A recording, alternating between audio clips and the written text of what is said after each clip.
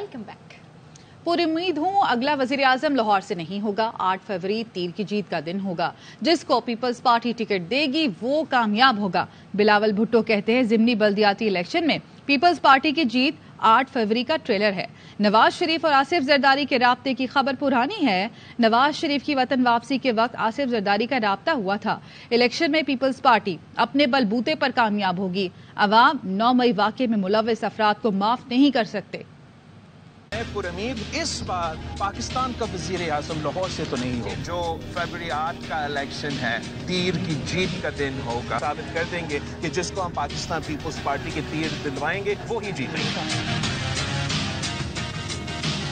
जो चंद महीना पहले रो रहे थे कि पाकिस्तान पीपल्स पार्टी की सूबाई हुकूमत है, धांधली करके बल्दियाती इलेक्शन जितवाए हैं, तो कल ना हमारा हुकूमत था ना हमारा सूबाई हुकूमत था, और फिर भी पाकिस्तान पीपल्स पार्टी ने उन्हीं जमातों को हरवाया है। जरदारी साहब का जो राब्ता हुआ था मियां साहब के साथ, वो तो वतन वापसी के आज खबर आई है। आज शायद खबर आया होगा। खबर पुराना है। हमारा रास्ता तमाम सियासी जमातों के साथ रहेगा और इलेक्शंस में पाकिस्तान पीपल्स पार्टी अपने बलबूते पे, अपना मंशूर पे, अपना नजरिया के मुताबिक लड़ेगी। उन लोगों को माफ नहीं कर सकते हैं जिन्होंने जिना हाउस पे हमला किया, मिलिट्री इंस्टॉलेशंस पे हमला किया। तो वो इंडिविजुअल जो इस हमला में इन्वॉल्व थे या इस साजिश में इन्वॉल्व थे, उनके लिए ना पाकिस्तान का अवाम का माफी है, ना पाकिस्तान के सियासी जमातों या सियासतदानों की तरफ से कोई माफी हो। वतन वापसी के बाद नवाज शरीफ से आसिफ जरदारी का पहला राब्ता, जल्द मुलाकात पर इत्तेफाक। जराये ने बताया है आसिफ जरदारी ने सरबराह नून लीग नवाज शरीफ को वतन वापसी पर मुबारकबाद दी। दोनों रहनुमाओं ने मुआशी सूरत हाल में अवाम को ज्यादा से ज्यादा रिलीफ फराहम करने पर इत्तेफाक किया। पीपल्स पार्टी रहनुमा फैसल करीम कुंडी ने जरदारी नवाज राब्ते की तरदीद कर दी। कहा आसिफ जरदारी और नवाज शरीफ राब्ते की खबर मन घड़त है। दोनों रहनुमाओं का अभी तक कोई राब्ता नहीं हुआ।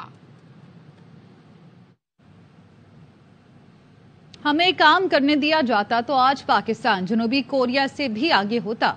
नवाज शरीफ की पार्टी रहनुमाओं से गुफ्तगू। नवाज शरीफ ने 4 साल बाद लाहौर में पार्टी ऑफिस पहुंचकर रहनुमाओं से मुलाकात की। कहा कौम से वही वादे करना चाहता हूं जिस पर पूरा उतरा जा सके। मुल्क की मईशत वेंटिलेटर पर है। इस बीमार मईशत को तवाना बनाकर ही दम लेंगे। नवाज शरीफ से अब्दुल कयूम मलिक, बशीर मेमन और दीगर रहनुमाओं ने मुलाकात की। शहबाज शरीफ, मरियम नवाज, इसहाक डार, अयाज सादिक भी मौजूद थे। जराये ने दावा किया मुलाकातों के दौरान नवाज शरीफ ने वाजे किया आने वाले इंतखाबात में मुखलिस और कुर्बानियां देने वाले कारकुनान को टिकट दिया जाएगा। जिन लोगों ने मुश्किल वक्त में धोखा दिया उन्हें टिकट नहीं दिया जाएगा। मसाइल से बाहर नहीं निकल पा रहे। अगर 1990 का मोमेंटम जारी रहता तो आज पता नहीं साउथ कोरिया को भी पीछे छोड़ गए। आई खुद का पाकिस्तान बहुत जल्दी अपने पांव पे खड़ा हो जाएगा और उसको हमेशा वाली जरूरत नहीं रहेगी। अगर अल्लाह ने दोबारा मौका दिया तो भरपूर तवज्जो हमारी इकोनॉमी पे हो। लेवल प्लेइंग फील्ड पर एतराजात कल के हरीफ बन गए। एक दूसरे पर इल्जामात की बारिश करने लगे। जियाले रहनुमा शर्जील नाम मेमन बोले पीपल्स पार्टी को कभी लेवल प्लेइंग फील्ड नहीं मिली। इलेक्शन में हम क्लीन स्वीप करेंगे। लीगी रहनुमा मरियम औरंगजेब बोली एक तरफ क्लीन स्वीप का दावा, दूसरी जानिब लेवल प्लेइंग फील्ड का रोना। इनका रोना पीटना शिकस्त की अलामत है। आइंदा election Pakistan peoples party clean sweep करेगी। शर्जील मेमन साहब वो कह रहे थे कि पीपल्स पार्टी स्वीप करेगी, तो पीपल्स पार्टी एक तरफ कह रही है हम क्लीन स्वीप करेंगे, दूसरी तरफ कह रही है लेवल प्लेइंग फील्ड नहीं मिल रही। हमें कभी भी लेवल प्लेइंग फील्ड कभी जिंदगी में नहीं मिली पीपल्स पार्टी को, और अभी भी हमें जो है उम्मीद ही नहीं है कि लेवल प्लेइंग फील्ड मिलेगी। लेवल प्लेइंग फील्ड का रोना अभी से रोना इस बात की निशानदही करता है कि हमारी मुखालिफ जमातों को बात मालूम हो चुकी है। चौथी दफा वजीर आजम नवाज शरीफ के हक में वो ऐलान हो चुका है। ये रोना आपकी शिकस्त की निशानदही करता है। शर्जील मेमन साहब एक जमात है जो कि इलेक्शन लड़ने से कतकता रही है, जो कि इलेक्शन लड़ने से घबरा रही है, जो कि नहीं चाहती कि इलेक्शन में कॉन्टेस्ट किया जाए। सारी जमातों को ये मशवरा है कि 8 फरवरी को लेवल प्लेइंग फील्ड का रोना रोने से बेहतर है कि फील्ड के अंदर तैयारी करें, जिस तरह पाकिस्तान मुस्लिम लीग नून इस वक्त तैयार फील्ड में मौजूद। नून लीगी रहनुमा साद रफीक कहते हैं नवाज शरीफ की वापसी कोई डील नहीं। क्या उनके मुकद्दर में लिखा था कि जिंदगी भर जिलावतनी काटनी है?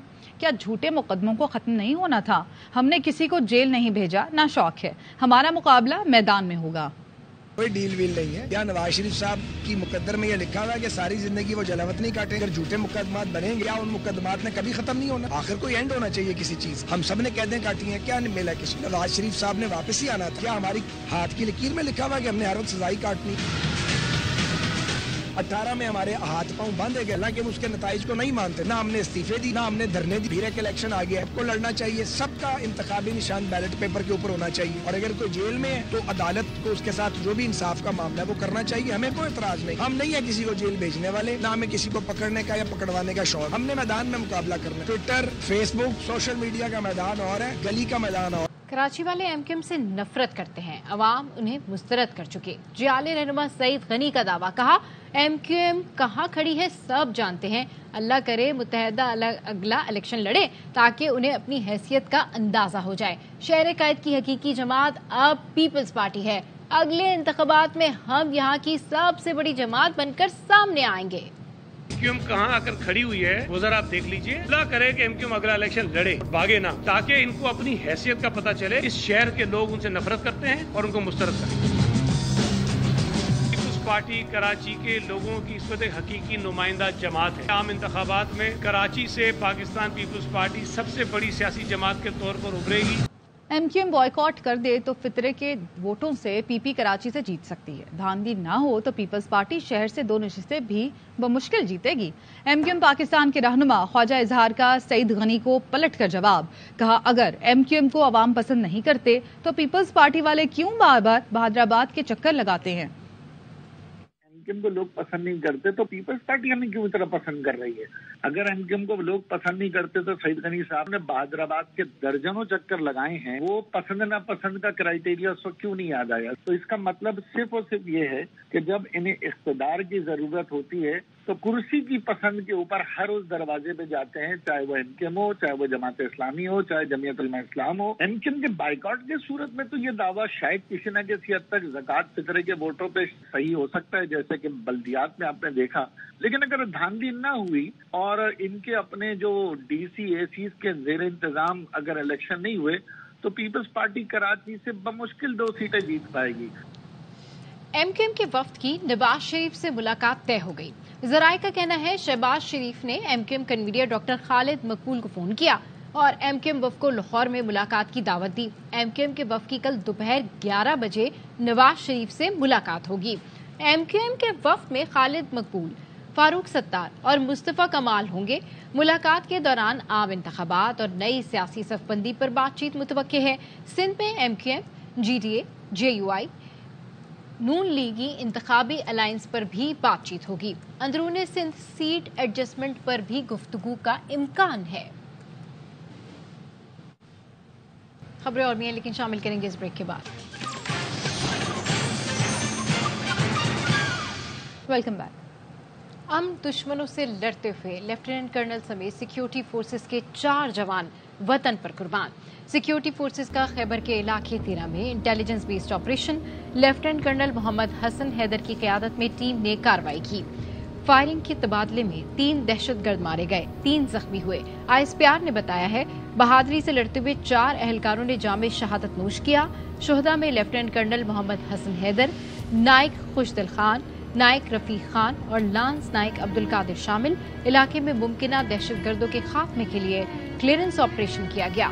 فورسز دہشت گردی کے خاتمے کے لیے پرعزم ہے. بہادر جوانوں کی قربانیاں فورسز کا عزم کو مزید تقویت دیتی ہیں. کوئی عالم دین کسی شخص کو غیر مسلم قرار نہیں دے گا کیونکہ یہ عدالتی دائرہ اختیار ہے. پاک سرزمین دہشت گردی کے فروغ اور تربیتی سرگرمیوں یا کسی مذموم کارروائی کے لیے استعمال نہیں ہوگی. لاؤڈ اسپیکر اور ٹی وی چینل سے نفرت انگیز تقاریر کی ممانعت ہے. اسلامی نظریاتی کونسل نے اسلامی اقدار کے فروغ اور دہشت گردی کی روک تھام کے لیے ضابطہ اخلاق پیش کر دیا. ضابطہ اخلاق میں مزید کہا گیا ہے کہ خودکش حملہ شریعت کی روشنی میں حرام ہے. ریاستی ادارے ایسے گروہوں کے خلاف کارروائی کریں. تمام علماء کرام کی متفقہ رائے کے مطابق دہشت گردوں کو دین اسلام سے خارج قرار دے دیا گیا. فتوے میں کہا گیا ہے حکومت، فوج اور دیگر سیکیورٹی اداروں کو غیر مسلم قرار دینا یا ان کے خلاف کارروائی حرام ہے. کوئی عسکریت پسندی، نفرت اور انتہا پسندی میں ملوث ہو تو ریاست کو کارروائی کرنی چاہیے. علماء کرام، فوج، افواج اور دیگر قانون نافذ کرنے والے اداروں سے تعاون کا اعلان کرتے ہیں۔ کسی فرد، مسلک یا ادارے کے خلاف نفرت انگیز تقریر کی ممانعت ہے۔ رات بھر غزہ اسرائیلی بمباری سے لرزتا رہا۔ 24 گھنٹے میں مزید 2 اسپتالوں کو نشانہ بنایا گیا۔ غزہ میں شہادتوں کی تعداد 10,000 سے زائد ہو گئی۔ غزہ کا ایک ماہ میں تیسری بار دنیا سے رابطہ منقطع ہو گیا۔ ٹیلی فون اور انٹرنیٹ معطل ہے۔ غزہ کی صورتحال پر اقوام متحدہ کی سلامتی کونسل کا بند کمرہ اجلاس آج ہوگا۔ چین کا غزہ پر موقف واضح اور مستقل ہے۔ مسئلہ فلسطین کا حل 2 علیحدہ ریاستوں کا قیام ہے۔ چینی کونسل جنرل رجاؤ شیرنگ کا ARY نیوز کو خصوصی انٹرویو۔ کہا، نواز شریف کی واپسی پاکستان کا اندرونی معاملہ ہے، ہم پاکستان کے اندرونی معاملات میں مداخلت نہیں کرتے۔ سی پیک کو کچھ چیلنجز اور مشکلات کا سامنا ہے۔ سی پیک اور پاک چین دوستی کے مخالفت سمجھ سے باہر ہے۔ The policy quite clear. That is, we are for the two-state solution. We are also against the excessive use of force, the atrocities caused on the civilians. And the government has already sent special envoy to the region. We think Nawaz Sharif returning back to Pakistan is your domestic issue. Chinese do not interfere. We wish your election would be run smoothly and transparency, fairness. There are some challenges. There's some difficulties along the way of CPEC developments. I don't know the reason, motive behind external elements, opposition or criticism of the CPEC are not happy to see even the bilateral relations between China and Pakistan. یہاں وقت ایک break کا، ہمارے ساتھ رہیے۔ Welcome back. بنگلہ دیش نے سری لنکا کو 3 وکٹوں سے شکست دے دی۔ ورلڈ کپ میں مسلسل 6 شکستوں کے بعد کامیابی حاصل کی۔ سری لنکا نے پہلے بیٹنگ کر کے 280 رنز کا ہدف دے دیا۔ جواب میں بنگال ٹائیگرز نے ہدف 7 وکٹوں پر حاصل کر لیا۔ پاکستان سے لال مرچ کی برآمدات $10 کروڑ سے گر کر $5 کروڑ کی رہ گئی۔ ملک میں سب سے زیادہ لال مرچ پیدا کرنے والے عمرکوٹ کے کاشتکار فصل کی بیماری سے سخت پریشان ہیں۔ ایشیا کی سب سے بڑی کنری مرچ منڈی میں کی رونقیں ماند پڑ گئی ہیں۔ رپورٹ کر رہے ہیں ممتاز آرسر۔ عمرکوٹ سرخ لونگی مرچ کی سب سے زیادہ پیداوار دینے والا ضلع ہے۔ دنیا بھر میں ضلع عمرکوٹ کی سرخ لونگی مرچ کو بہت زیادہ پسند کیا جاتا ہے۔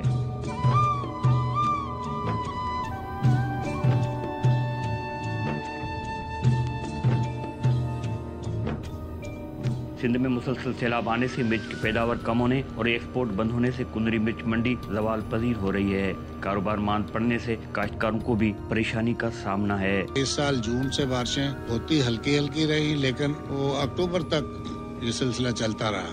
ہمارے ابھی تک کوئی اچھے لاٹ، اتنے افلاٹاکسن جو باہر کی دنیا کو قابل قبول ہو، وہ ہم نہیں کر سکے۔ سال 2010 میں ضلع عمرکوٹ میں مرچوں کی فصل پر افلاٹوکسن فنگس کے اثرات کا انکشاف ہوا تھا۔ ہماری چلیز میں سب سے بڑا ایشو جو ہے وہ افلاٹوکسن کا ہے، جو 2010 میں یورپین یونین نے لگایا تھا اور ابھی تک وہ پرابلم چلا آ رہا ہے، جس کی وجہ سے ہمارا ایکسپورٹ جو ہے چلیز کی نہ ہونے کے برابر ہے۔ وفاقی و صوبائی زرعی ادارے مرچ کو افلاٹوکسن فنگس سے محفوظ بنانے کے لیے ایک عرصے سے کام کر رہے ہیں، لیکن خاطر خواہ نتائج حاصل نہیں ہو سکے۔ کاشتکاروں کا کہنا ہے مرچ کی پیداوار ملک کی معیشت کو مستحکم کرنے میں مددگار ثابت ہوتی ہے۔ حکومت سیلابی صورتحال کا مستقل حل تلاش کرنے کے ساتھ سرخ لونگی مرچ کو افلاٹوکسن فنگس سے محفوظ بنانے کے لیے اقدام اٹھائے۔ ممتاز آریسر، ARY نیوز، مرکوٹ۔